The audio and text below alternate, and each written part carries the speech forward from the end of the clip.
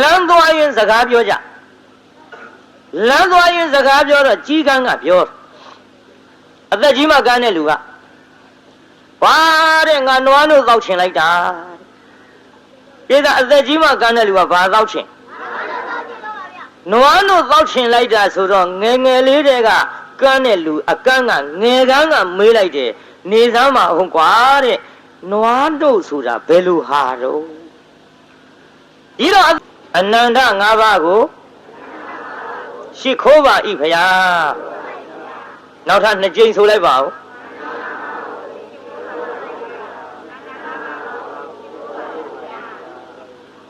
ဦးသုံးချိန်ချကြမပြောငုတ်တုတ်ကြီးနေဦးမှာတရားပွဲတွေလည်းခဏခဏနားနေပါဇက်ကရှိခိုးပါဤဖရာဆိုလူကငုတ်တုတ်ထိုင်နေကြွကြအစနေမှုထင်ပါရဲ့ဘေးကကြီးနတ်ဖင်ကကြီးလို့ငုတ်တုတ်ကြီးနေဦးမလားဒီလိုပြောတာမနေဘူးပြောပြီးနတ်ဖင်ကငုတ်တုတ်ကြီးတွေတွေ့ရင်တော့ကျွတ်တို့ဒုတ်တုတ်ကြီးနဲ့ရိုက်ဖို့ရှိတယ်ဗျာဟမ်မှတ်လက်ထားကြပါညရင်ရှိခိုးစေခြင်းလားညရင်ရှိခိုးစေခြင်းလားပြိဿညရင်ရှိခိုးပါမှာပေါ့တရားပွဲနာတိုင်းလည်းပါဇက်ကရှိခိုးပါ၏ပေါ့ဒါဒီကဲဆိုအနန္တ၅ပါးရှိခိုးဖို့သတိပေးပြီးတဲ့နောက်ဆွမ်းလောင်းတဲ့ပရဟိတအသင်းကြီးအတွက်ဒီကနေ့ဒါနပိုင်းဆိုင်ရာကိုပဲဘုန်းကြီးနောက်ပိုင်းမှာအမှောင်ဘဝသူ့နောင်တဆိုတဲ့ဇတ်ထုတ်ကိုဘုန်းကြီးဟောမလို့ရေဘူးနဲ့ဖဏမပါရင်ຫນွေကာမသိကြဒါနနဲ့သီလမပါရင်သေကာမသိရဆိုတဲ့လောကစကားအရာခမရတို့ကြားဘူးတဲ့အတိုင်းနောက်ပိုင်းမှာအမှောင်ဘဝသူ့နောင်တဆိုတဲ့ဇတ်ထုတ်ကိုဘုန်းကြီးဟောပေးပါရှေ့ပိုင်းမှာတော့ဖြင့်တရားနာခြင်းတရားနာကြတဲ့မန္တလေးရွှေမြို့တော်သူရွှေမြို့တော်သားများကျွတ်တို့ပုထုဇဉ်နှစ်ပိုင်းရှိတဲ့အ내ကကလျာဏပုထုဇဉ်ပိုင်းလေးဖြစ်အောင်နည်းနည်းလမ်းညွှန်ပြီးတော့လှူတဲ့တားတဲ့နေရာမှာဝန်မလေးအောင်ဆောင်ရွက်ပြီးတော့ပြုစုနိုင်ရန်အတွက်ဘုန်းကြီးဒါနကန်းနဲ့နည်းနည်းစထားပါဒီတော့ပုထုဇဉ်လို့ဆိုတာ2မျိုးရှိမှတ်ထားကြဘေးသားကြီးပုထုဇဉ်ဆိုတာဘယ်နှမျိုးရှိဖြေကြကလေးတွေနဲ့ကြီးပြမထားနဲ့လူကြီးတွေအဖြစ်ခေါင်းငါမလီကြောကြပါစို့ခရာဆိုဟိုဘက်ကယထာသံကိုသူတို့လုံအောင်မအော်နိုင်ဘူးဟောရတာကဘုရားကြီးနာကတ်လို့မိထားလန်းနဲ့ကားလန်းနဲ့လူသန်းနဲ့ဒီကြားတဲ့ခမရတို့အသံကထွက်ပါမှဗျကြိုးစားပြီးတော့အသံထွက်ကြဘာလို့တော့ပရိသတ်ကိုဒါလောက်ခိုင်းနေရတာတုံးဆိုတော့ခမည်းတော်မှန်မှဘုရားတင်မှဘုရားဖြည်တဲ့အချိန်ခါမှာဘုန်းကြီးအသက်ရှူခွင့်ရပါဘုန်းကြီးမှနားခွင့်ရတရက်မှမနာပဲဟောနေတဲ့ဘုန်းကြီးဆိုတော့ခမည်းတော်အကူအညီပေးရလဲရောက်ပါတယ်နော်ပါရမီဖြည့်ရလဲရောက်ပါတယ်ဒါကြောင့်အသံလေးများကြိုးစားပြီးတော့ထွက်ကြတွန်းអော်ရမယ်ပြောတာမဟုတ်ပါဘူးမှန်လေးတော့လူတိုင်းထွက်ပေးပေါ့ရှက်เสียမဟုတ်ပါဘူးကြောက်เสียမဟုတ်ပါဘူးဒါဒီတော့ကောင်းပြီပုထုဇဉ်ဘယ်နှမျိုးရှိ2မျိုးရှိပုထုဇဉ်2မျိုးကဘယ်သူနဲ့ဘယ်သူလဲလို့ဆိုတော့အန္ဓပုထုဇဉ်နဲ့ကလျာဏပုထုဇဉ်မှတ်နော်အန္ဓပုထုဇဉ်နဲ့ကလျာဏပုထုဇဉ်ပြောကြည့်သမ်းပါ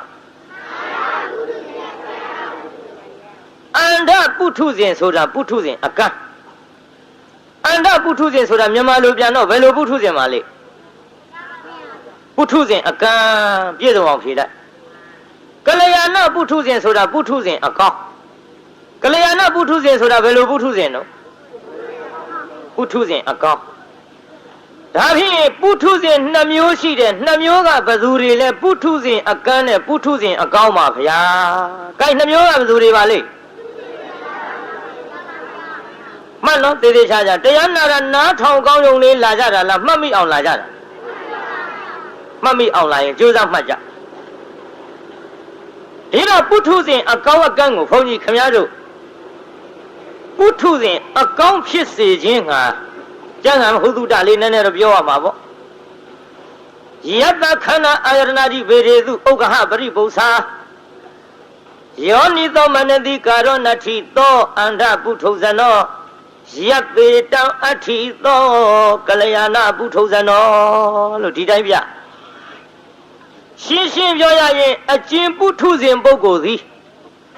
သင်အံလေ့ကျက်ခြင်းဆွေးနွေးမေးမြန်းခြင်းနှလုံးသွင်းကောင်းခြင်းမှန်နော်သင်အံလေ့ကျက်ခြင်းဆွေးနွေးမေးမြန်းခြင်းနှလုံးသွင်းကောင်းခြင်းအဲ့ဒီသုံးပါးရှိနေရင်ကလျာဏပုထုဇဉ်အကောင်းလို့ခေါ်သည်သင်အံလေ့ကျက်ခြင်းဆွေးနွေးမေးမြန်းခြင်းနှလုံးသွင်းကောင်းခြင်းအဲ့ဒီသုံးပါးမရှိတဲ့ပုထုဇဉ်ကိုအန္ဓပုထုဇဉ်အကန့်လို့ခေါ်သည်ဘယ်တော့မှတ်စမ်းဘုန်းကြီးပြောပြီးမေးမလို့သင်အံလေ့ကျက်ခြင်းဆွေးနွေးမေးမြန်းခြင်းနှလုံးသွင်းကောင်းခြင်းကြိုက်ပြောကြည့်သားညီညီလေးသင်အံလေ့ကျက်ခြင်းဆွေးနွေးမေးမြန်းခြင်းနှလုံးသွင်းကောင်းခြင်းကဲနှစ်ခေါက်လောက်ထပ်ဆိုသားမှာနောက်က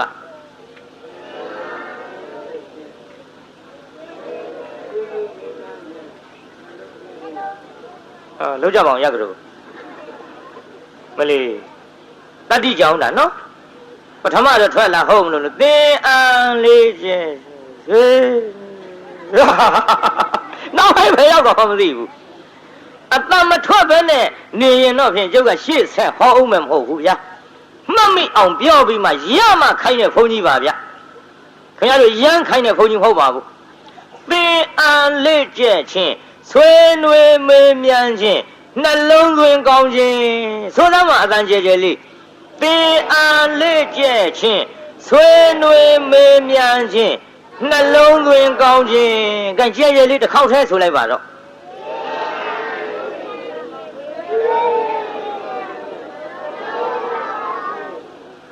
မမိဗလားအိမ်ပါပါမလားလမ်းခလုတ်တိုက်လို့မြန်ပြောက်မလားဟာကလေးတွေကတော့ပြောက်ဘူးတဲ့လူကြီးတွေငြိမ်းနေပုံထောက်တော်ကျုပ်တော်ပြောက်လိမ့်မယ်ထင်တယ်မပြောက်နဲ့အိမ်ထီအောင်ယူသွားကြအဲ့ဒီသုံးခုရှိနေရင်ကလျာဏပုထုဇဉ်လို့ခေါ်တယ်ပုထုဇဉ်အကောင်းအဲ့ဒီသုံးခုမရှိရင်အန္တပုထုဇဉ်အကန့်လို့ခေါ်တယ်ဒီတော့တရားနာပရိသတ်ကြီးကြုံမေးအောင်မယ်ပုထုဇဉ်အကောင်းဖြစ်ခြင်းသလားအကန့်ဖြစ်ခြင်းဟေးအကောင်းဖြစ်ခြင်းရင်ဘယ်နှခုရှိရမှာတော့ဟေ့သုံးခုပါဆိုနှစ်ခုကဘာလာလိုက်ပြီပြောခဲ့ပြီးသားဟဲ့ပုထုဇဉ်အကောင်းဖြစ်ခြင်းရင်ဘယ်နှခုရှိရမှာအသုံးခုခုနကပြောခဲ့တယ်ဘယ်သူတွေပါလိမ့်သင်အံလေ့ကျက်ခြင်းဆွေးနွေးမေးမြန်းခြင်းနှလုံးသွင်းကောင်းခြင်းအဲ့ဒီသုံးခုရှိရင်အကောင်းလားအကန့်လားဟဲ့အကန့်ဆိုတာဘယ်သုံးခုမရှိရင်အကန့်ခေါ်တာတော့ဟဲ့သင်အံလေ့ကျက်ခြင်းဆွေးနွေးမေးမြန်းခြင်းနှလုံးသွင်းကောင်းခြင်းဒီသုံးခုမရှိရင်ဘယ်လိုပုထုဇဉ်တော့ဟဲ့အကန့်ပုထုဇဉ်ဒီတော့တရားနာပရိသတ်ကြီးဒီကနေ့တထိုင်နဲ့တရားနာရင်ကလျာဏပုထုဇဉ်ဘိုင်းလေးရောက်အောင်တော့ပို့ထားရတယ်ဗျာပရိသတ်ကြီးဘုန်းကြီးပြောတာလေးတွေကိုပရိသတ်ပါဇက်ကလိုက်ဆိုပြီးတော့ရအောင်သင်အံလေ့ကျက်ခြင်းကောမရှိဘူးလားပရိသတ်ခင်ဗျားတို့တခုရှိသွားပြီဒါဖြင့်ဘုန်းကြီးကမေးတယ်ပရိသတ်ကဖြေတယ်ပြီးတော့တယောက်နဲ့တယောက်နီးစပ်တဲ့လူချင်းလည်းရပါလားဘုန်းကြီးကပြောနေတာလေးမှတ်မိပါလားမေးတယ်လူမေးကြမှာပေါ့သို့တော့မမေးသည့်တိုင်အောင်ဘုန်းကြီးကခမည်းတော်ကိုမေးနေတယ်ခမည်းတော်ကဖြေနေတယ်အမေးဖြေဒီကဲ့သို့ပြုနေသဖြင့်ဆွေးနွေးမေးမြန်းခြင်းဆိုတဲ့တခုရောရမသွားဘူးလားရသွားတယ်ဒီတော့တရားနာပရိသတ်ကြီးတရားတော်နာတဲ့အချိန်ခါမှာတရားကိုအာယုံပြုမနေဘူးလားအာယုံဆိုတာနှစ်ခုယူလို့ရရဲ့မရဘူးပရိသတ်အာယုံဆိုတာနှစ်ခုယူလို့မရဘူးတစ်ခုတည်းကယူလို့ရတရားတော်ကိုအာယုံပြုနေတော့အရင်နဲ့အရင်ရဲ့အရင်အချိန်တွေတုန်းကလို့ဟိုဟာလိုခြင်းတရားလိုခြင်းဆိုတဲ့လောဘအာယုံတွေရှိပါမလားတရားတော်အာယုံပြုနေကြဒေါသအာယုံတွေကရှိပါ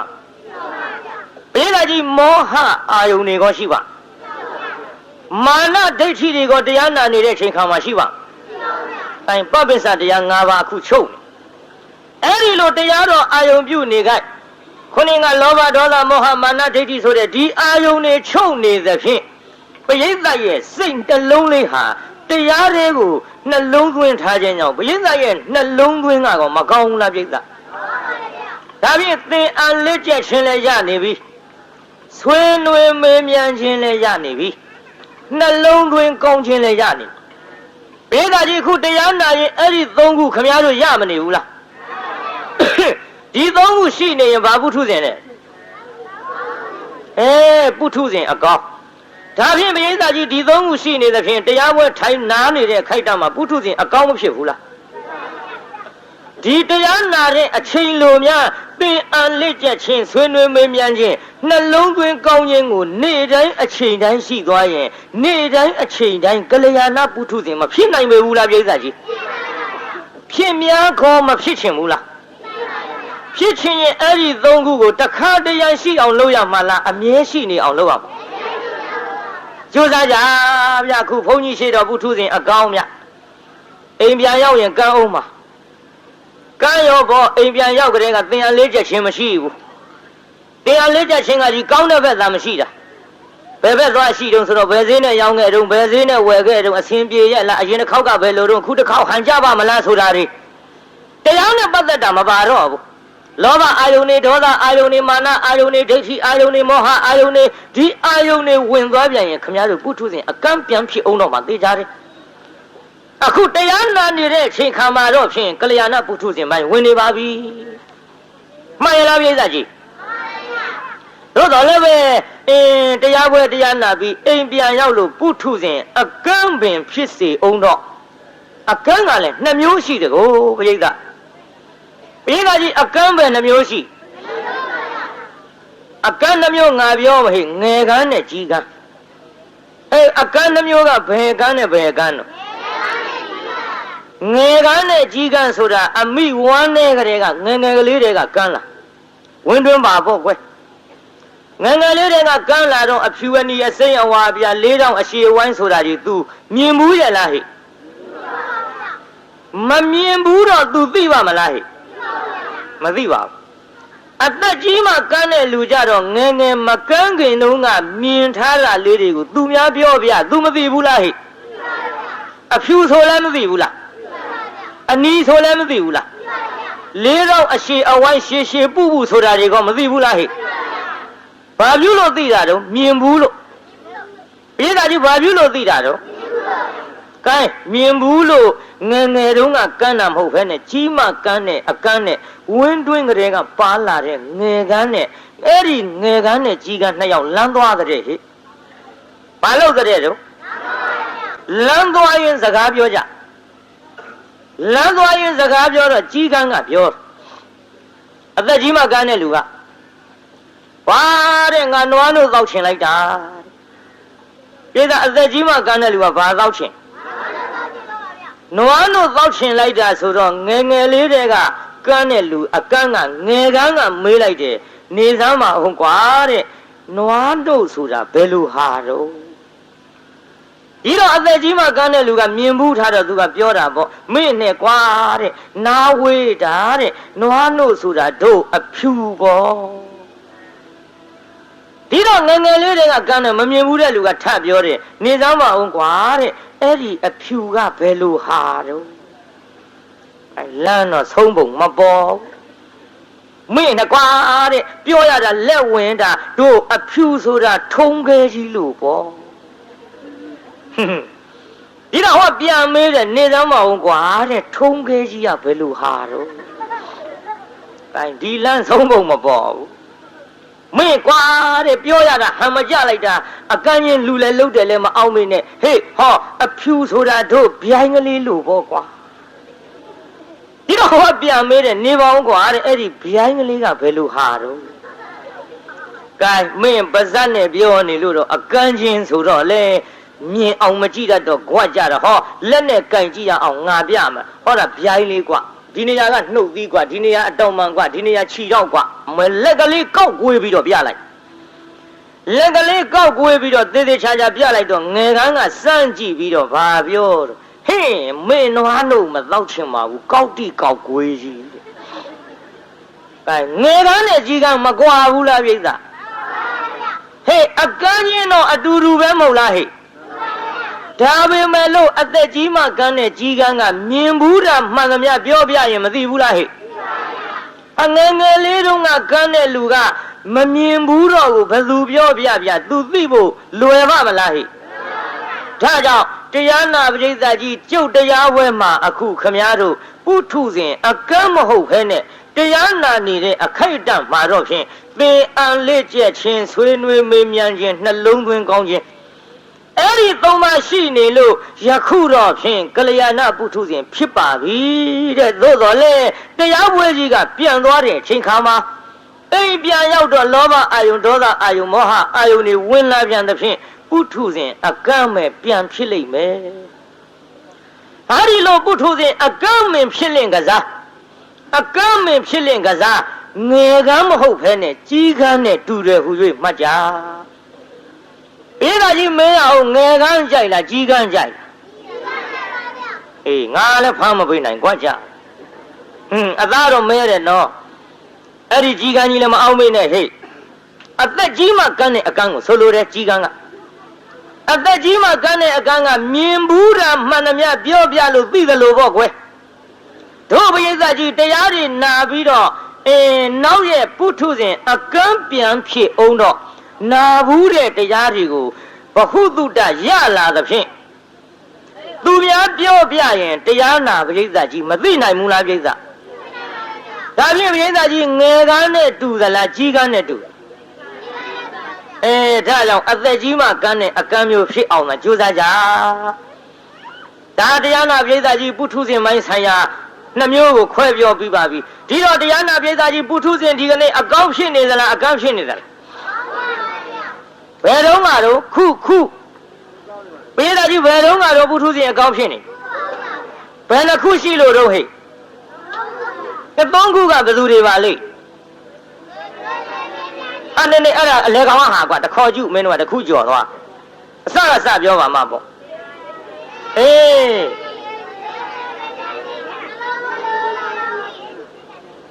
လူကြီးသားကြီးပဲကလေးတွေကရှော့ပေးပါဦးဟုတ်တယ်ဗျာအတန်ကြားလေးကလူကြီးသားကြီးပဲကလေးတွေကရှော့ပေးပါဦးမှာပေါ့ကျုပ်ပြောတာတစ်မျိုးကြီးနော်လူကြီးသားကြီးလဲဆိုရဲကလေးတွေကရှော့ပေးပါဦးမှာပေါ့သဘောပေါက်တော့ပါလေဗျာနော်အတန်ထွက်ကြစမ်းပါဗျာရှက်စရာမဟုတ်ပါဘူးကောင်းတဲ့အတန်ဒီအတန်မျိုးထွက်ကောင်းပါဘယ်တော့မှရှက်တဲ့မကြောက်တဲ့နေရာရှက်ကြောက်နေရှက်တဲ့ကြောက်တဲ့နေရာကြတော့ဖေတော့မောင်တော့နဲ့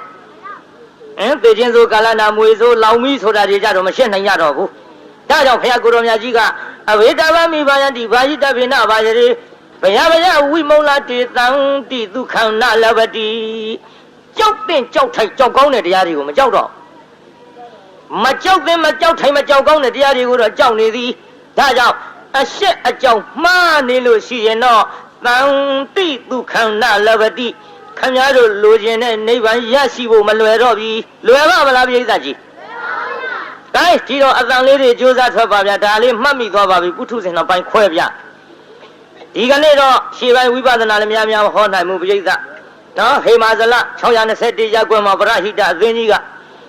ဝါရင်းတရင်အဖိတ်နေတိုင်းမှာကျွတ်တို့အဖိတ်နေတိုင်းတန်ဃာတော်လင်းငရာကိုဆွမ်းလောင်းခဲ့တဲ့8ကြိမ်မြောက်မှာဟောရသဖြင့်ဆွမ်းလောင်းတဲ့ကိစ္စမပြင်းမရကြပါနဲ့လို့ဒါကိုကျုပ်များတိုက်တွန်းပါအောင်မပြင်းကြပါနဲ့ဆွမ်းလောင်းတဲ့ကိစ္စမန္တလေးရှင်မြို့တော်တော့ဘုန်းကြီးတို့ကယုံကြည်ပြီးသားဖြစ်ပါတယ်ဘာဖြစ်လို့လဲမန္တလေးမြို့ကတရားသိကောင်းအခုကြာဏီကံဘုန်းကြီးတို့ကိုယ်တိုင်မန္တလေးမြို့မှာ9နှစ်တိုင်စာသင်ခဲ့ရမန္တလေးမြို့မှာပညာခုံမိပြီးတော့စာသင်ခဲ့တဲ့အတော်အတွင်းမှာမန္တလေးမြို့သူမြို့သားတွေလောင်းတဲ့ဆုံးကွန်းကိုဖုံးပေးပြီးတော့ပညာသင်ခဲ့တဲ့ကျန်ဒီကံဆရာတော်ဆိုတာဟာဒီကနေ့မန္တလေးမြို့သူမြို့သားများကိုကျေးဇူးဆက်လို့မကုန်နိုင်သေးပါခင်ဗျားတို့ကျေးဇူးကြောင့်မန္တလေးမြို့မှာနေပြီးတော့ပညာတွေသင်ကြားနိုင်တယ်ဒါကြောင့်ခုကျန်ဒီကံဆရာတော်ဆိုလင့်ကစားကျန်ဒီကံဆရာတော်လို့သိနေကြပေမဲ့လို့နေရီမှာထွက်ဟောတဲ့ချိန်ခါမှာကိုပညာခုံမိခဲ့တဲ့မြို့သူမြို့သားတွေကျေးဇူးဆက်တဲ့အနေအားဖြင့်ရွှေမန်းဓမ္မကတိကကျန်ဒီကံဆရာတော်ကျုပ်မန္တလေးမြို့ကိုအမိတတ်ထားတချို့ကလည်းကျန်ဒီကံသိကိုမသိဘူးတောရွာဒေသဆိုတော့ကျန်ဒီကံဆရာတော်တရားဟောကောင်းလှတယ်ပြောတယ်ဆိုပြီးမန္တလေးမြို့လာပင့်မန္တလေးမြို့ကကျန်ဒီကံကျောင်းတိုက်လျှောက်ရှာရတာမူနောက်လို့ဘယ်မှမတွေ့ဘူး ဂျန်နီကန်ဆိုတာကျုပ်မန္တလေးမြို့ပေါ်တင်ထင်တာကိုရှေ့ကတတ်ထားတာကရွှေမန်းဓမ္မကတိကဂျန်နီကန်ဆရာတော်ဆိုတော့မန္တလေးမြို့ပေါ်ဂျန်နီကန်ကျောင်းနဲ့ရှောက်ရှာတယ်ဘယ်မှမတွေ့နောက်မှတယောက်မေးနဲ့တောဒေသမှန်သူတို့သိကြဒါကြောင့်ဆွမ်းလောင်းပြီးတော့တန်ဃာတော်အရှင်မြတ်များကိုလှူခဲ့တန်းခဲ့ကြတယ်မြို့သူမြို့သားတွေဆိုတော့ဘယ်လိုအန္တရာယ်မျိုးဖြစ်စေကမူမန္တလေးမြို့မှာဂလိန်ကလေးကြီးကျယ်တော့ကျွတ်တို့မျက်စိအောက်ခမရတို့မျက်စိအောက်အခုအသက်တိုင်နေလာခဲ့ကြတယ်ကျွတ်တို့မန္တလေးမြို့ဟာအသက်သာဆုံးလို့ဖြစ်နေပါတယ်ဗျာအသက်သာဆုံးလို့ဖြစ်နေတယ်ပြိဿအခုအေယာဝတီမြင့်ရေကြီးလိုက်တဲ့လှုပ်နဲ့နှစ်ကြိမ်တိုးပြန်ကျသွားပြီဒါတော့မန္တလေးမြို့အတွက်ကတော့ဘုန်းကြီးတို့ကယုံကြည်တယ်ဒါမြောက်ပြောနေတာမဟုတ်ပါဘူးမြောက်ပြောနေတာမဟုတ်ပါဘူးတစ်မျိုးလုံးလည်းသိတယ်သံဃာတော်အရှင်မြတ်တိုင်းလည်းသိတပြေလုံးလည်းသိမန္တလေးမြို့သည်ဒုတိယမြို့တော်ခေါ်ပေမယ်လို့သာသနာရေးနဲ့ပတ်သက်လာတော့နံပါတ်1ဆွဲတဲ့မြို့မန္တလေးတစ်မြို့လုံးမှာရှိတဲ့သံဃာတော်အရှင်မြတ်များကိုသုံးဝအောင်ကျွေးနိုင်တဲ့မြို့ဆံ9 ချက်8 ချက်အချိန်တုန်းကလည်းပဲဒီသံဃာတော်တွေကိုပင်လျင်မိမိတို့စားရသမျှနဲ့တကယ်တမ်းကျွေးလာခဲ့တဲ့မြို့ဒါကြောင့်မန္တလေးမြို့ကသံဃာတော်အရှင်မြတ်များရဲ့မိခိုအားထားရသာသနာတော်ကြီးရဲ့ဗဟိုမန္တိုင်တစ်ဖွဲ့မန္တလေးရွှေမြို့ဟာဗမာပြည်မှာဖြင့်တရားနာပိဿနံပါတ်1ဆွဲတဲ့မြို့ပါဗျာဒါခမရတို့အသိမို့ကျုပ်ထုတ်ပြောနေကြမလိုပါဘူးယဉ်ကျေးမှုနဲ့ပတ်သက်လာတော့လေတရားနာပိဿမန္တလေးမြို့နံပါတ်1ဆွဲပါတယ်ကျုပ်ဓာတ်တွေလည်းခဏထည့်ပြောတယ်ဘာလို့လို့လဲမန္တလေးမြို့ပေါ်မှာရေပက်ကြတယ်တရားနွဲဘယ်လိုပဲခွက်ကြီးခွက်ငယ်စီပိုင်းတွေတဲပြီးပက်ကြပိုက်ကြီးတွေနဲ့ပက်ကြပြီမယ်လို့ဘုန်းကြီးတွေရေမပက်တာမန္တလေးမြို့ကျုပ်မန္တလေးမြို့ပေါ်ကဖြတ်သွားတယ်တရားနာပိဿမြင့်ငယ်ပဲသွားတရားဟောတယ်တရားနွဲကျုပ်ရေတစ်စက်မှမစင်ဘူးဘယ်စင်မတုံးပိဿမန္တလေးမြို့ကသာသနာအလံတက်ထားရင်သိကလေးတွေကစားပြီးတော့ဘုန်းကြီးရေမပက်ဘူးဒါပေသိနော်ကားလာရင်တော့သူတို့ပက်ချင်လို့ခွက်တွေနဲ့ရွယ်ကြကျုပ်လည်းတရားနွင်းတရားမဟောပါဘူးဇုတ်ပင့်လို့လိုက်သွားရေပက်လိုက်လို့ရေဆိုတာတော့သိမကြောက်ဘူးတရားနာပိဿဟောတယ်ခွက်ကြီးနဲ့မဲရွယ်ပြီးသဲမဲကြီးချင်းနေတာကိုကျုပ်ကြောက်ခမရတို့ရေဘက်ခံထွက်တဲ့လူတွေကျုပ်အံ့ချင်းနေတာပက်လိုက်တော့လေရေစင်တာဘာမှမဖြစ်ဒါပေမဲ့ချင်းနေတာကိုကျုပ်ကြောက်ကလေးတွေထွက်ပြေးလာကြတာဟေ့လာပြီကွာဆိုထွက်ပြေးလာကြတယ်သာသနာအလံလဲမြင်လိုက်ရောကလေးတွေသူတို့ချင်းထိန်သွားတယ်လူကြီးကဆုံးမတယ်မထင်နဲ့ဟေးကောင်းလေးသာသနာအလံနဲ့ကွာဟေးပကြနဲ့ကွာသူတို့ချင်းထိန်သွားမေဒီထဲတချို့ကလေးတွေကခုနှလုံးကားပေါ်တင်ပြီးတော့သာသနာအလံနဲ့ကျုပ်ပါသွားရင်ကျုပ်တော့လူကြီးတွေသိတာမသိတာပါထားကလေးတွေကတော့အကုန်သိဗျာဟေးကောင်းလေးပကြနဲ့ကွာကျန်ဒီကဆရာတော်ကွာကျုပ်မန္တလေးမြို့တဲကဖြတ်သွားတာရေတစ်စက်မစင်ပါဘူးဗျဒါရွှေမြို့တော်ရဲ့ဂုံကျက်စီပြောနေတာမန္တလေးမြို့ကလည်းထွက်ရောတရားနာပိဿရေဟိုဘက်ကျွတ်တို့ဘာတရားခေါ်မလဲပဲတရားနာပိဿဟိုအဲ့ဒီတရားလေးဆိုကြပါစို့တောင်မြင်နားမှာတောင်မြင်လားပါလားမသိဘူးအဲ့ဒီတရားနာလည်းရောက်ရောတရားနာပိဿရေကားတစ်စင်းလုံးရွှဲတယ်ကျုပ်အဲ့ဒီနေ့အတန်မထွက်လို့တရားမဟောရကျုပ်ကတမျိုးပိဿအစားတောင်းနဲ့ပတ်သက်လို့စီစားဝက်သားစားကျင်ရစားကျုပ်ဘာမှရှောင်နေဖို့ကြီးမဟုတ်ဘူးအကျော်လဲစားတာအစားစားမရှောင်ပါဘူးကျုပ်တန်ကိစ္စမရှိအဘယ်လိုကြရင်ကျုပ်အတန်ဖောက်ပြန်လာတယ်လဲဆိုရင်12နာရီရဲ့ဟိုဘက်ရေချိုးလို့မရ12နာရီရဲ့ဟိုဘက်အိတ်လို့မရဘူး12နာရီရဲ့ဟိုဘက်ခြီဘဝရေထိလို့မရအဲ့ဒါကျုပ်တန်ဖောက်ပြန်တာဒါကြောင့်တရားနာပိဿဘယ်ခြီဘဝရင်ကမလဲရင်ဘတ်တွေရောအကုန်ရေဆိုတော့အဲ့ဒီတရားဝဲကျုံကြီးမဟုတ်ဘူးအကျော်လဲစားတာအစအစမရှောင်ပါဘူးကျုပ်တန်ကိစ္စမရှိကထွက်သွားလို့ဟိုဘက်ကျရေဘက်ခံရတာကလေးတွေတော့မမှတ်နဲ့ဗျ40ကျော်50အထိပါတယ်တအားကျုံပဲတာသေးခွက်မှမဟုတ်ဘဲနဲ့တန်ချောင်ကြီးနဲ့အပြည့်ချရတယ်မျက်မှန်တောင်လွင့်ထွက်သွားဟေးဒါကြောင့်ဟောဒီမန္တလေးရွှေမြို့တော်ရဲ့ဂုံကျက်တရေကိုငါပြောနေတာဟဲ့ယဉ်ကျေးတဲ့နေရာမှာယဉ်ကျေးတဲ့နေရာများရှမ်းမတွေအတုခိုးတာတင်ကြည့်မှာပေါ့မန္တလေးမြို့ကအကိုတန်အကိုခေါ်တယ်အတော်တန်တော်ခေါ်တယ်အမောင်လေးတန်မောင်လေးခေါ်တယ်အမတန်အမခေါ်တယ်မန္တလေးမြို့ရဲ့ယဉ်ကျေးမှုဒါတပြေလုံးလည်းသိကြပါနဲ့ကြုတ်ပြောစရာမလိုပါဘူး ရှမ်းမတွေတောင်အတူခိုးရှမ်းနေဗမာပြည်မန္တလေးမြို့ရောက်လာတော့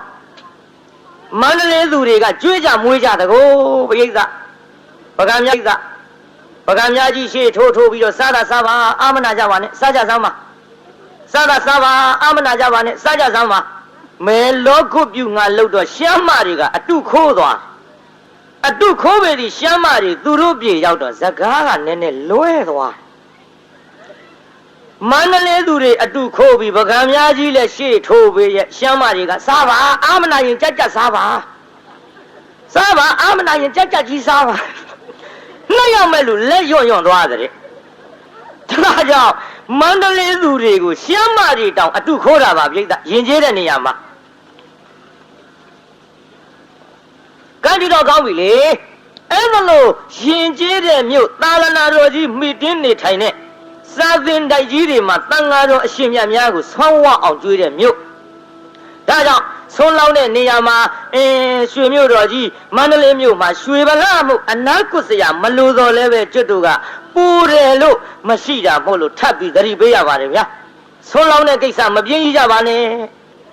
အဆိုကြပါစို့ဟေမာဇလရ621ရပ်ကွက်ကပရဟိတအသင်းကနေပြီးတော့လူဒါတို့တော့လှူလိုက်ပြီလေလူကြီးတွေလောင်းတာပဲဟာဒီတွေ့မျိုးတော့ပါနဲ့လူကြီးတွေလောင်းပြီးတာပါပဲဒီစီမျိုးနဲ့ရမထားနဲ့ဟာဆုံးလောင်းတဲ့ကိုယ်တိုင်ကိစ္စမှာတဟတိကကိုယ်တိုင်လူရင်ပို့ပြီးကျေးဇူးရှိတာဟာဒီအတိကလေးနဲ့ကိုယ်တိုင်လူချင်းနဲ့စိတ်ကလေးတွေကိုများစွာမွေးကြမကောင်းဘူးလားပြိဿကြီးတချို့သိပြင်းတာနော်သိပြင်းတာပြင်းတော့ဘသူတွေများစွာပြင်းတော့ဆိုတကားတွေပို့ဆိုးတကားကြီးတွေကြကြကြူးဆိုင်ကြဗျခင်ဗျားတို့နောက်ကောက်ကြမနော်နောက်ကောက်ကြတာရှင်းရှင်းပြောရရင်များကျမ်းဂန်နဲ့တွေ့ရကျွတ်တို့တာဝရိန္ဒနတ်ပြည်မှာနတ်သားတစ်ယောက်နတ်သမီး1000တောင်ရှိတယ်ဗျတကားတို့ခင်ဗျားတို့သနာလို့ပြောနေတာနောက်ကောက်ကြနေမယ်ကဲနတ်သားတစ်ယောက်နတ်သမီး1000နဲ့ဗျနတ်ပြည်နတ်သားနဲ့ပြီးဘာပြုလို့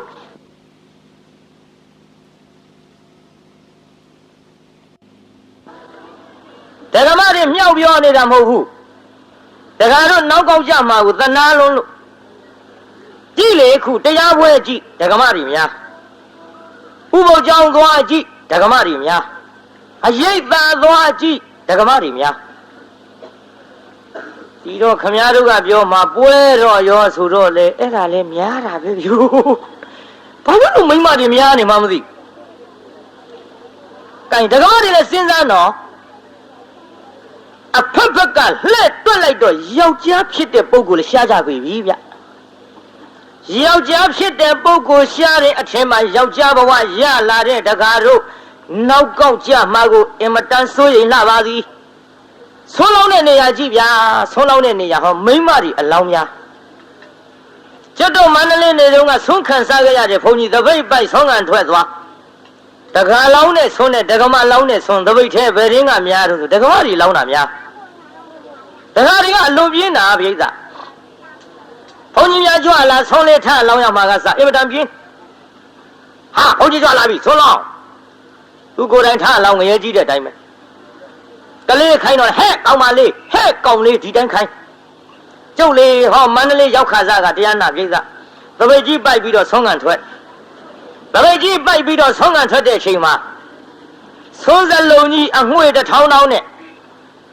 တတ်ထားတဲ့တရားနာပြိဿလူမမြင်ရင်တော့မရပ်ပါဘူးလူမြင်တော့ကျွတ်တို့တောကတက်ကြီးပွားတဲ့ပွဲစားနဲ့တူပါရဲ့ရောင်တုံးကြီးနဲ့ထိုင်နေဆေးဘောလေးကြီးလက်ကြားညှလို့လက်ဖက်ရည်ကြမ်းမကန်တော့ကျုပ်ကဝင်ရရောပြိဿရေဆုံးစလုံးကြီးမြင်လို့ဝင်ရတော့တကယ်ဆိုကိုယ်တိုင်ထလောင်းလိုက်ပါလားမလောင်းဘူးဗျပြင်းပုံပြောနေဟေးတော်ကြီးကိုတော်လေးဆွရနေတဲ့ဆွထွက်လောင်းပါတဲ့မဏိနေဘူးလှပြီမဲဘုန်းကြီးလူတွေနဲ့တူတယ်ဗျမဏိဆိုတာအုတ်ခေါင်းပြောဟေးတော်ကြီးဆွထွက်လောင်းပါကိုတော်လေးမဏိနေဘူးလှပြီအိမ်ထဲကတခွန်းနဲ့မကြဘူးနှစ်ခွန်းပြောတော့နဲ့တော့ဆွလောင်းတာငရဲကြီးတာကြလို့ကျုပ်ချက်တုံးပြုတ်တုံးမအားလက်လို့ကိုယ်တိုင်ထွက်လောင်းလိုက်ပြီးရောအဲ့ဒါလို့မအားသေးဘူးဆိုတော့လေအဖိုးကြီးမနေတာတော့ဆုံးစလုံးကြီးကိုင်းပြီးတော့ဆုံးထွက်လောင်းလာ ဆုံးထွက်လောင်းတော့လေရိုးရိုးမဟုတ်ဘူးဗျတရားနာပိဿမြေကြီးနဲ့ဘောက်ဘက်နဲ့တယောက်တည်းရံဖြစ်ထွက်လာမြေကြီးနဲ့ရံဖြစ်တာဖြစ်ရောပေါ်ဗျဆုံးထလောင်းရကလေးကလည်းဖရိသောပကံတဝဲတစ်ပြက်လေးနဲ့ဆေးဘောလိတ်အရှူပြက်တာကိုအရှူပြက်တော့တရားနာပိဿကျုပ်ရှိရောက်လာပြန်တော့လေမန္တလေးမြို့ဆိုတာတန်ခါစိတ်အောင်လောင်းရတန်ခါစိတ်အောင်တစိုးစီလောင်းရတာ तू ကမဟုတ်ဘူးဗျကျုပ်သောဘိတ်ထဲဇွန်းကြီးနဲ့ဆွန်းနေအကုန်ရက်ချကျုပ်ကတော့တရားတရားရှိတာမရှိတာအပထားလို့အကုန်ရက်ချတဲ့ကကျုပ်တော့ပြုံးနေဒီထဲအိမ်ထဲကဒကမာကြီးကလှမ်းပြောတယ်ကျုပ်လည်းအာနာတယ်နဲ့တူပါရဲ့ဖိုးကြီးနောက်ကိုတော်ကြီးကြံသေးသနော်ကြားဘူးဖိုးကြီးနောက်ကိုတော်ကြီးကြံသေးသနော်ဒီတော့လူပြင်းတွေရဲ့စကားဗျဒကာကြီးတွေမှတ်ချင်မှတ်သွားပေါ့ဟာဆွန်းလောင်းတာပဲဖောက်တဲ့ထားလောက်မနေနိုင်တာကိုကုံသွားပြီးရောပေါ့ကဲအကုန်ရက်ချဒီတော့ကျုပ်စိတ်ထဲသထာရမသထာရတော့မသိဘူးဒီအဖိုးကြီးလောင်မြန်3ယောက်လောက်တွေ့ရင်ငါသပိတ်ရှမ်းနေဒါကျုပ်တွေ့ကိန်းစေတနာကြီးမရှိတော့ထဲမတွေ့ဘူးလေကိုဝဖို့အရေးကြီးတာကိုဒါကြောင့်တကားတွေကလည်းလက်ဖက်ရည်တော့ပြည့်ဆေးလိပ်တော့ပြည့်အလုတ်ပြည့်မှဆိုလို့ဆွန်းထွက်လောင်းမှာကိုဆွန်းထွက်လောင်းရမှာကိုအင်မတန်ပြင်းကြီးကြပါစီတကားတို့နောက်ကောက်ကြမှာဗျကြကြကယူဆိုင်ကြကြကယူဆိုင်ကြနတ်ပြည်နတ်သားတယောက်နတ်သမီး1000နဲ့နော်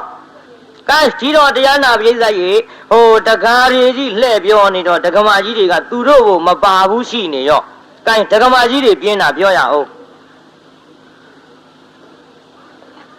ကျွတ်တို့ဒကမာကြီးတွေကတော့ဖယားလက်ထက်ကစပြင်းတာကြီးဒကမာကြီးတွေဘယ်တော့မှစပြင်းတာတော့ဖယားလက်ထက်ကဖယားလက်ထက်ကကျွတ်တို့ပုံနာလင်မရရှိပုံနာလင်မယားကကျွတ်တို့ပုံနာကြီးကဥပေးခြင်းလို့ဒီလိုခေါ်တယ်ပြီးတော့ပုံနာကြီးကဘယ်သူတဲ့တော့ဥပေးခြင်းပုံထဲမှာကြီးကဒေါ်ပြင်းတဲ့ပရိသတ်ကြီးပြီးတော့ကြီးပုံထဲမှာကြီးကဘယ်သူတော့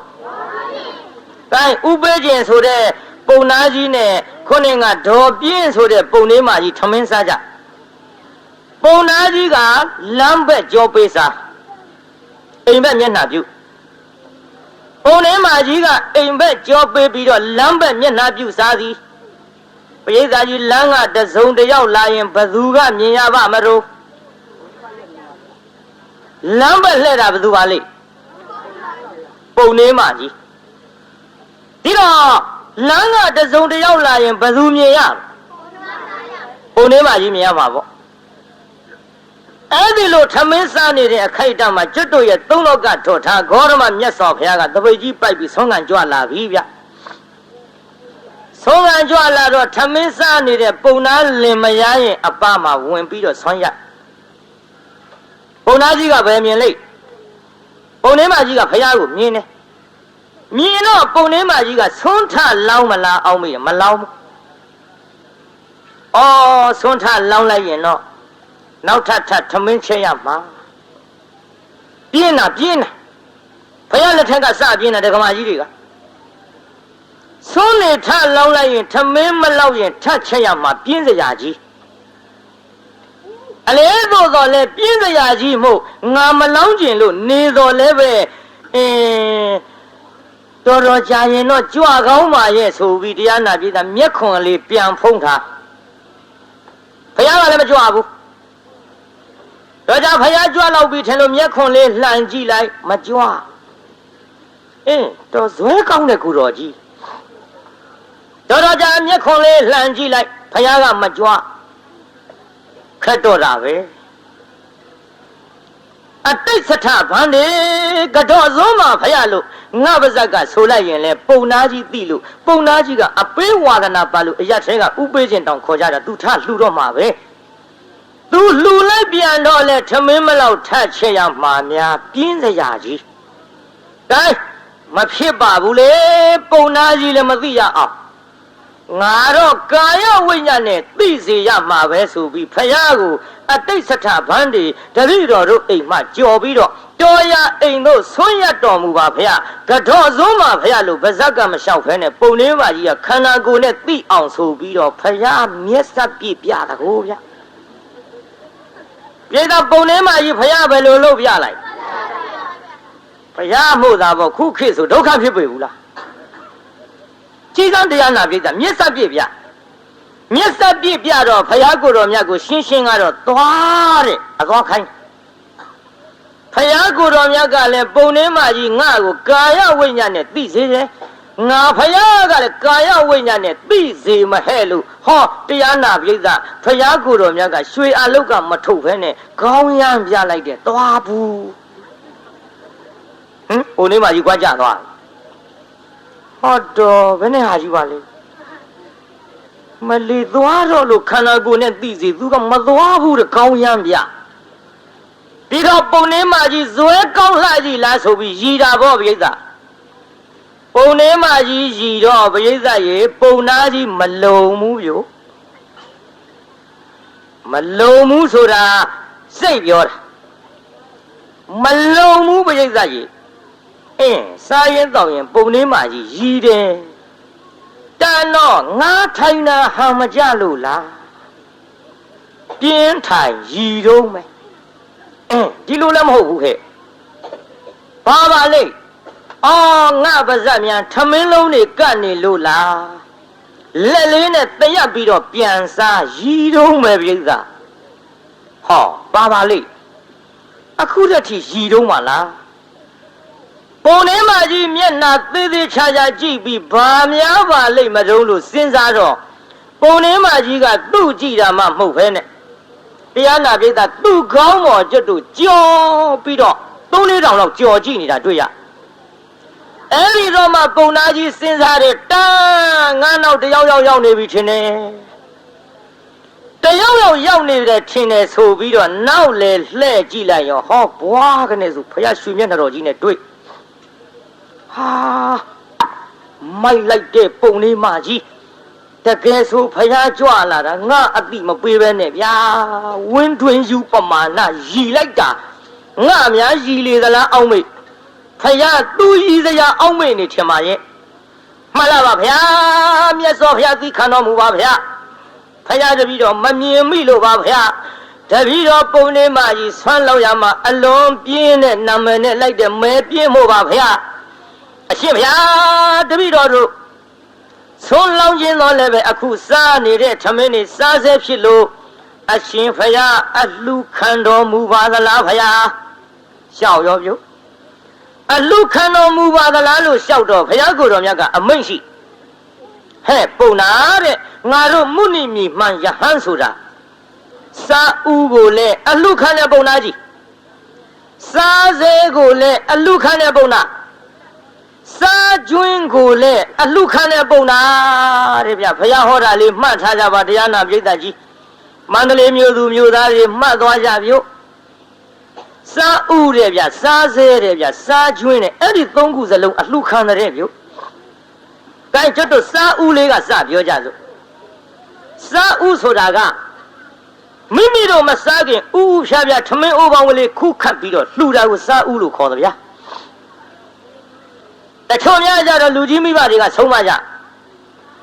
ဟဲ့တန်ဃာတော်ဆုံးမလောင်းရသေးဘူးနော်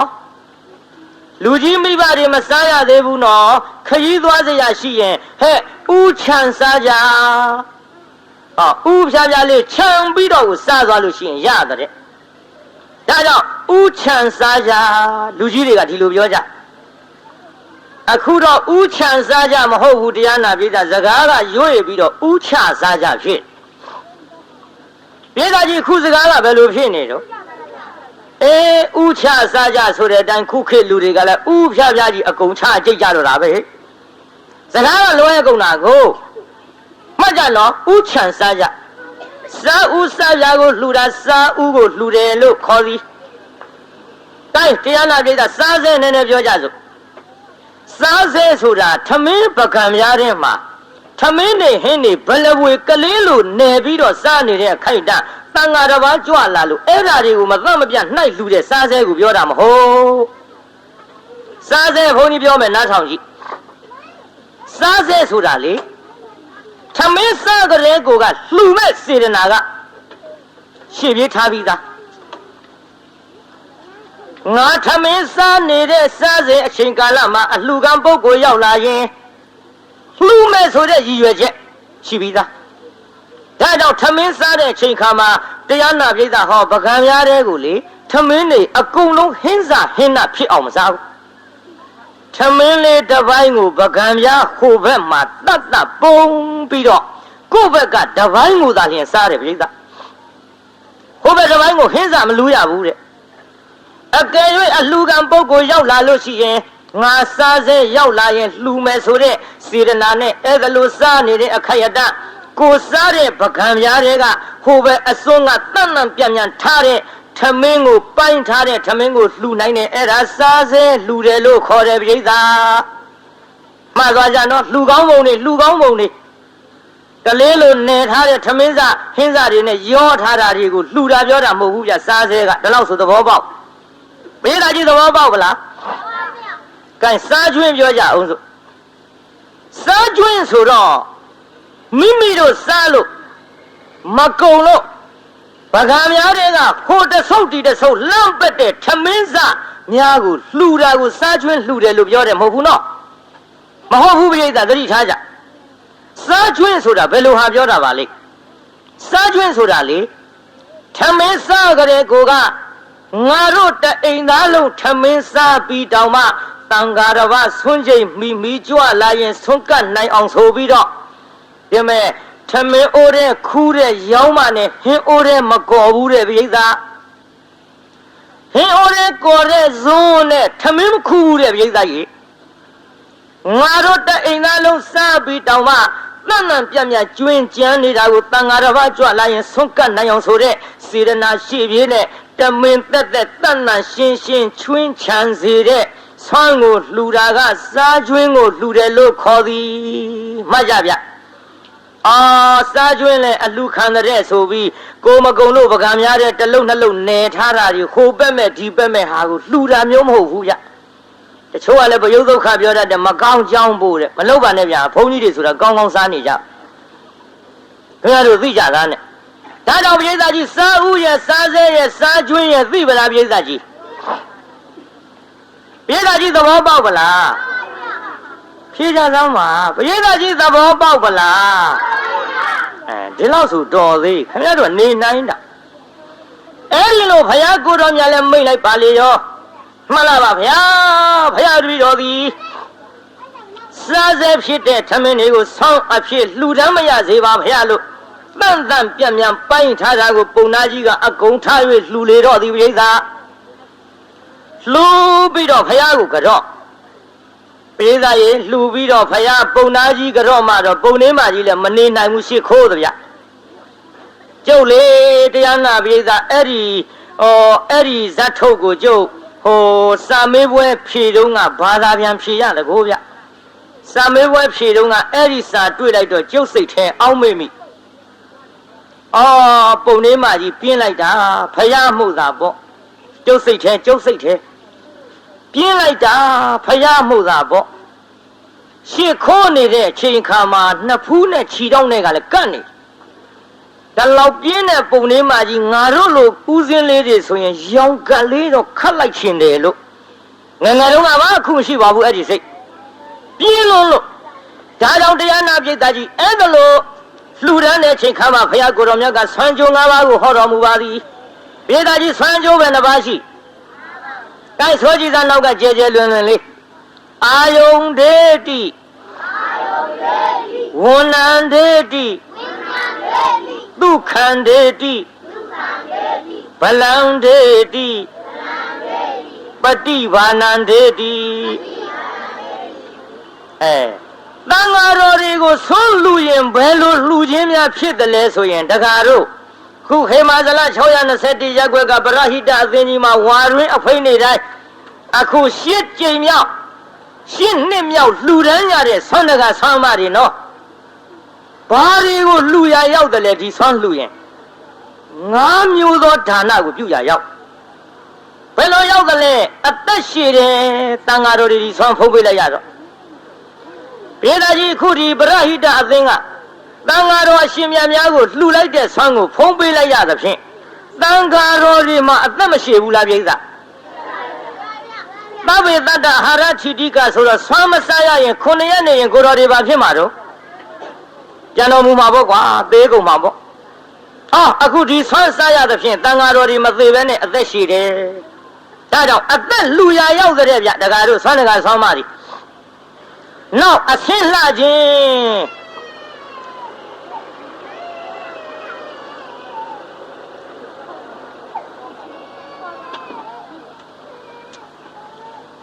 မထတော့နောက်တစ်ခုကအဆင်းလှခြင်းဗဇတ်မပိတ်နဲ့မလုံးနဲ့ခေါ်သွားဒီတိုင်းလေမလုပ်ပါနဲ့ကွယ်ဗဇတ်တို့ဘာတို့ပိတ်ရောက်ဟာငိုမှာပဲငိုပေးစီကိစ္စမရှိဘူးဘေးရလည်းမျက်စောင်းထိုးနဲ့ကိုငယ်ငယ်တုန်းကလည်းငိုတာပဲဟုတ်သားပဲကိုလည်းငယ်ရကကြီးတာငိုမှာပဲကျုပ်တရားဝဲကစုံတဲ့ကလေးရောယောက်ျားရောမိန်းမရောသားသက်မအေရောစုံအောင်နာတာနာပေါ့ဗျငိုတော့ရထားတာပေါ့တိတ်တော့ဆက်ဟောတာပေါ့ရပါတယ်ဒီထက်တချို့မိန်းမတွေကဆင်ခြင်မြင်းကြီးကကန်းတာအလွန်ပဲတရားတော့နာကြမှာရဲ့တဲ့ကလေးငယ်လို့များမနာရဘူးဆိုရင်ခင်ဗျားတို့မိန်းမတွေသေအထိတရားနာရမှာမဟုတ်ဟုတ်သားပဲအရင်တယောက်မှမကြည့်သေးပဲနဲ့နောက်တယောက်ကဘယ်လိုလုပ်လို့ငဲငယ်လိုက်လာမှာသေတော့နာရမှာမဟုတ်ဘူးဘာဖြစ်တော့ဗျငိုတော့ရထားတာပေါ့တိတ်တော့ဆက်ဟောတာပေါ့ကဲဆက်ကြပါစို့ဗျကြားနေရောအဆင်းလူရရောက်တဲ့ဗျပရိသတ်ကြီးကိုဆွမ်းမဖုံးပေးရတဲ့ကိုတော်နဲ့ဆွမ်းဖုံးပေးရတဲ့ကိုတော်နဲ့ဘယ်ကိုတော်ကလှအေးမင်းတို့သိပါတယ်ကွာဆွမ်းစားရမှလှတာပေါ့ကွဆွမ်းမစားရပိန်ချုံပြီးတော့အယိုးပေါ်အရေးတင်အကျော်တွေပြိုင်ပြိုင်ထလို့ဘယ်လှမတော့ကွဒါကြောင့်တန်ဃာတော်ဆွမ်းလှူရတာဟာအဆင်းလှအောင်လှူရလဲရောက်တဲ့တကားတို့ဆွမ်းတကားဆွမ်းအမတွေမှတ်ထားကြနောက်ပြီးတော့ချမ်းသာကြီးခြင်းတဲ့တန်ဃာတော်တွေဆွမ်းလှူရတယ်ဆိုတာစိတ်လည်းချမ်းသာတယ်ကိုယ်လည်းချမ်းသာစိတ်ချမ်းသာကိုယ်ချမ်းသာဖြစ်အောင်ချမ်းသာတရားတွေကိုပေးစွန့်လှူဒန်းရလဲရောက်တယ်နောက်ပြီးတော့တခါခွန်အားကြီးခြင်းဘေးသားကြီးကိုဆွမ်းဖုံးပေးတဲ့ကိုတော်နဲ့ဆွမ်းမဖုံးပေးတဲ့ကိုတော်ဘယ်ကိုတော်ကခွန်အားကောင်းလို့ဆွမ်းစားရမှာခွန်အားဗလားပြည့်ဒါတော့ခွန်အားလှူရလဲရောက်တဲ့ဗျနောက်တစ်ခုကတရားနာပရိသတ်ကြီးတန်ဃာတော်အရှင်မြတ်များဒီဆန်းကိုခမည်းတော်လှူတဲ့ဆန်းကိုမဖုံးပေးရရင်ဖရာရဲ့အဆုံးအမသာသနာလို့ခေါ်တဲ့စာပေပရိယတ်ဒီကိုသင်အလက်ကျက်နိုင်မှာမလားပရိသတ်ဘယ်သင်အလက်ကျက်နိုင်လိမ့်ခမည်းတော်ဆန်းကိုဖုံးပေးရသဖြင့်ဒီစာပေကျမ်းဂန်နဲ့သင်အလက်ကျက်နိုင်ခြင်းကြောင့်ပညာဉာဏ်နဲ့တိုးပွားလာအောင်လှူရခြင်းကြောင့်ပညာလှူရလဲရောက်တဲ့ဗျဒါကြောင့်တရားနာပရိသတ်ခင်ဗျားတို့မန္တလေးမြို့ကနေပြီးတော့ဆွမ်းဒါနာကြီးပြုကြတဲ့ပုဂ္ဂိုလ်တွေသံဃာတော်အသက်ရှည်အောင်ဆွမ်းလှူရခြင်းကြောင့်အသက်ရှည်တဲ့အကျိုးတရားတွေခင်ဗျားတို့ခံစားရမယ်သံဃာတော်တွေအဆင်းလှအောင်လှူလိုက်တဲ့ဆွမ်းဒါနာကြောင့်ခင်ဗျားတို့အဆင်းလှတဲ့အကျိုးတွေခံစားရမယ်သံဃာတော်တွေစိတ်ချမ်းသာကိုယ်ချမ်းသာဖြစ်အောင်ဆွမ်းလှူဒန်းရခြင်းကြောင့်ခင်ဗျားတို့စိတ်ချမ်းသာကိုယ်ချမ်းသာဒါတွေကိုခံစားရမယ်အတန်ဃာတော်တွေခွန်အားကြီးအောင်လှူရခြင်းကြောင့်ခင်ဗျားတို့ခွန်အားဗလာကြီးတဲ့အကျိုးတရားတွေခံစားရတန်ဃာတော်တွေဉာဏ်ပညာအတွက်ထုံးကားအောင်လှူရခြင်းကြောင့်ခင်ဗျားတို့တို့ဖြစ်လေရဘဝဉာဏ်ပညာကောင်းနိုင်တဲ့ပိဋကဒါကြောင့်ပိဋကကြီးဆိုကြည့်စမ်းပါအသက်ရှည်ခြင်းအဆင်းလှခြင်းချမ်းသာကြီးခြင်းခွန်အားကြီးခြင်းပညာကြီးခြင်းမှတ်မိဗလားကဲမမီးရင်ပြောကြည့်စမ်းဟိဖြည်းဖြည်းလေး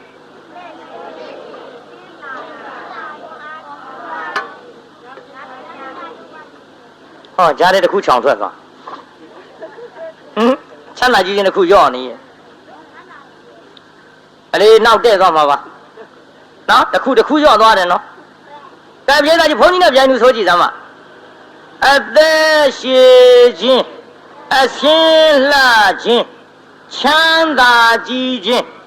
ခွန်အားကြီးခြင်းပညာကြီးခြင်းဒါခင်ဗျားတို့မန္တလေးမြို့မို့ရိုးရိုးဟောနေတာမြင်းညာလုံးကတော့ရိုးရိုးဟောမရလို့ကျုပ်ရေးခဲ့ရဗျာစီးကြိုက်ဝါကြိုက်ဆိုတဲ့ကရှင်းရှင်းပြောရရင်သချင်းမြတန်ဃာတော်9000အတွက်ကျုပ်ဆွမ်းလူခံပေးခဲ့ရ ဆန္ဒမုတ်စေရီကြီးကျွတ်တို့တန်ခါ9000နဲ့ထီးတင်တော့ကလေ73သိန်းလောက်ကုန်မဲ့ဘုရားကြီးအဲ့ဒါတန်ခါ9000ကိုတဘာကိုကျွတ်တို့မနဲ့ဆုံး3ကြညနေ့ဆုံး3ကြမနဲ့ဆိုတာနဲ့ညနဲ့ရောသွားမနဲ့ဆုံး3ကြနေ့ဆုံး3ကြတဘာကို6ကြတန်ခါတဘာကိုတရားနာပိဋက6ကြဆိုတော့တန်ခါ9000အတွက်ငွေတွေခမည်းတော်သာတွက်ကြည့်တော့ကျုပ်တော့မတွက်တတ်ဘူးအဲ့ဒါတွေကျုပ်ကလှူခံပေးကြရရိုးကလှူခံလို့မရဘူးပြိဿဇတ်တွေကလည်းဝင်းဘိုးတို့မြို့တော်သိမ်းအောင်တို့ရွှေနန်းတင်တို့ဗန္ဓရာမြဝင်းတို့ကနဲ့စိန်တို့ရုပ်ရှင်မင်းသားမင်းသမီးတွေတို့အဲ့ဒီကဲ့သို့စုံစုံလင်းလင်းပွဲကြီးမှာကျုပ်16ညတိုင်တိုင်ဟော16ညဟောတဲ့တရားပွဲကြီးမှာတရားနာပိဋကကျုပ်ရိုးရိုးဟောမရလို့ရေးကြရတယ်ဗျရေးကြရတယ်ဆိုတော့ခင်ဗျားတို့နည်းနည်းတော့ပြောပြရအောင်ကိုင်းပိဋကနောက်ကလိုက်ဆိုးကြည့်စမ်းပိဋကဆိုးမလားပိဋကကလေးတွေတော့ကျုပ်ယုံတယ်ဆိုမှပါတဲ့ကလေးတွေတော့ယုံတယ်လူကြီးတွေကဆိုမလားပြုတ်ဟောဗျာဒါကြောင့်ကလေးတွေယုံပါတယ်ဆိုမှပိဋကကြီးဆိုမလားမလူကြီးတွေပါလားတိုက်ဆိုတဲ့နောက်ကညောင်ကြီးလုံးမနေနဲ့နော်ရှင်းရှင်းပြောရရင်သချင်းရိုးရိုးဟောမရလို့သဘင်တွေကြားတဲ့မှုတိုက်ဆိုတာမှသက်ရှိဆင်းလာချမ်းသာကြဖို့အမှန်တကယ်ဘယ်ဆိုတော့ငါတဲ့တောင်တန်ကောင်းတယ်မေးကလေးနဲ့ဟိတကယ်မေးကလေးနဲ့နော်ကြိုက်ပါတဲ့ဆိုတာဟိသက်ရှိဆင်းလာချမ်းသာကြဖို့အမှန်တကယ်ခွန်အားနဲ့ပညာကျွယ်အလုံးမြတ်တဲ့အလှပါကွယ်အလုံးမြတ်တဲ့အလှပါကွယ်ခွန်အားနဲ့ပညာကျွယ်မြတ်ဖယားဒေသနာသေချာမဆန်းအင်္ဂုတ်ထောကြောင့်ပြခဲ့တယ်အင်္ဂုတ်တွေဘာဖြစ်ကုန်အဲ့ဒါမှညာဆိုတာမှဒီနေရာစီးမပြေဘူးမအောင်မင်းနဲ့နော်အတော်ပါတယ်ဗျဟုတ်တယ်ပြိဿစီးမပြေဘူးအောင်မင်းမှာဆိုလို့ဒီနေရာအတော်ပါတယ်ဒါကြီးခင်ဗျားတို့လူထဲမတော်ပါနဲ့အိမ်ကြမှာတော်အသာမှခွာကြတယ်ကဲကျုပ်နဲ့နဲ့တော်ပြမနားထောင်ကြည့်လိုက်ဆိုနေဟိခွန်အားနဲ့ပညာကျွယ်အလုံးမြတ်တဲ့အလှပါကွယ်အလုံးမြတ်တဲ့အလှပါကွယ်ခွန်အားနဲ့ပညာကျွယ်မြတ်ဖယားဒေသနာသေချာမဆန်းအင်္ဂုတ်ထောကြောင့်ပြခဲ့တဲ့တတ်နဲ့ဒူနဲ့တဲ့နမဟာမကြတော့ကွာသင်္ကန်းဝတ်ကြီးနဲ့ကြက်လားဒါပဲတမင်လည်းကြားတယ်ဆိုတော့ပြောပြတာပေါ့လေကံလေးကကြီးဆိုတာမှခွန်အားနဲ့ပညာကျွယ်အလုံးမြတ်တဲ့အလှပါကွယ်အလွန်မြတ်တဲ့အလှပါကွယ်ခွန်အားနဲ့ပညာကျွယ်မြတ်ဖယားဒေသနာသေချာမဆန်းအင်္ဂုတ်ထောကြောင့်ပြခဲ့တယ်ငါရသောအကျိုးတရားကိုမမှားရသောအကုအကမို့အနလန်းသွားဖို့စောင်းနှံမိပါတယ်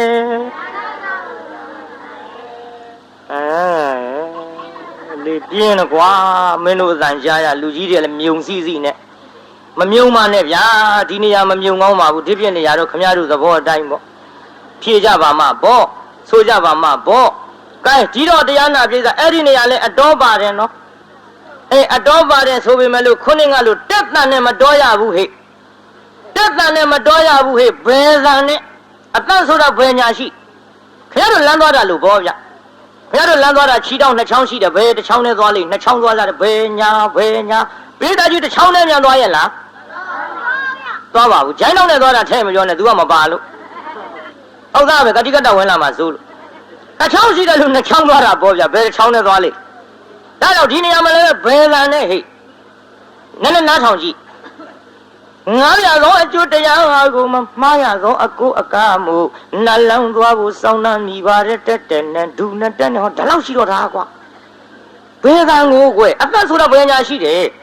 ဒါမှလည်းဆိုလိုက်စမ်းမငါရသောအကျိုးတရားကိုမမှားရသောအကိုအကားမှုနတ်လောင်းသွားဖို့စောင်းနှံမိပါတယ်သန္တာနမှုစေရနာကျွဲလှူဒန်းမြတ်ဖို့နှိုးစော်ပါရော